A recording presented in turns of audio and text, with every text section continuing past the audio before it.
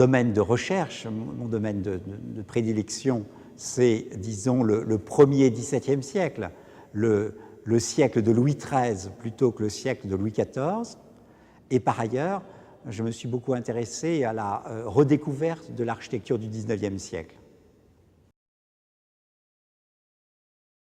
C'est faire comprendre tout, c'est faire comprendre le fonctionnement, c'est faire comprendre la structure, c'est faire comprendre naturellement le jeu des volumes, le jeu des figures, le jeu des baies, le jeu des ornements, et comment tout ceci fait une musique que l'on apprend à lire comme on apprend à écouter de la musique. Il y a les contrepoints ornementaux en architecture comme il y a le contrepoint en musique.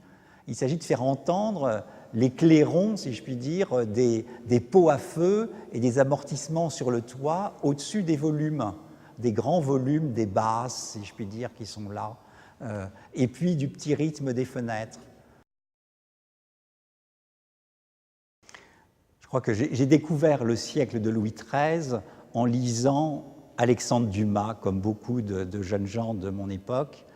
Mais après, si je puis dire, j'ai découvert, j'étais fasciné par la variété de cette architecture polychrome, par la variété de ces volumes juxtaposés, par l'abondance des ornements, et par l'introduction progressive d'éléments d'assagissement qui fait de cette période une période qui a toute la richesse du XVIe siècle et déjà un peu de l'ordre du second XVIIe siècle.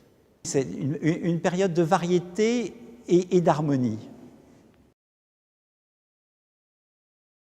C'est sans doute la petite chapelle de l'Université de Rome, Saint-Yves de la Sapiens, bâtie par Borromini, sur un plan triangulaire, inspiré d'une ruine romaine, qui se termine par une spirale, inspirée par la forme des coquillages, et qui en même temps est un symbole de la tiare papale, et que donc il y a une superposition d'une figure géométrique parfaite, d'un espace parfait, et d'une forme variée dans l'unité.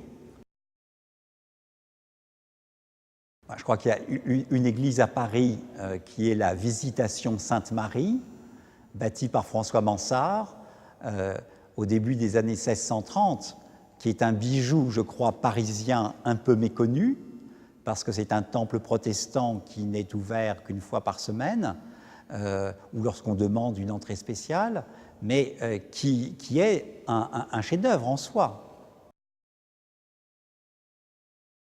S'il y avait une machine à remonter le temps, évidemment, la tentation serait de revenir au siècle de Louis XIII. Mais j'aurais l'impression de ne pas être assez surpris.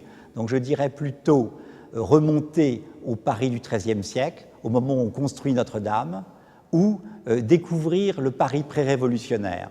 Je suis moins familier avec cette époque, et surtout, il y a une telle richesse sociale, une telle richesse d'invention dans les relations sociales que j'aurais envie de connaître les gens de cette époque.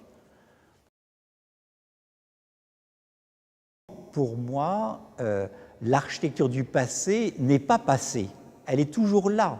Et je ne comprends pas les architectes d'aujourd'hui quand ils regardent avec mépris les architectures du passé, parce que précisément, une architecture du passé, parce qu'elle est encore là, elle est contemporaine. C'est-à-dire qu'aujourd'hui, Notre-Dame est contemporain absolument de Port-en-Part.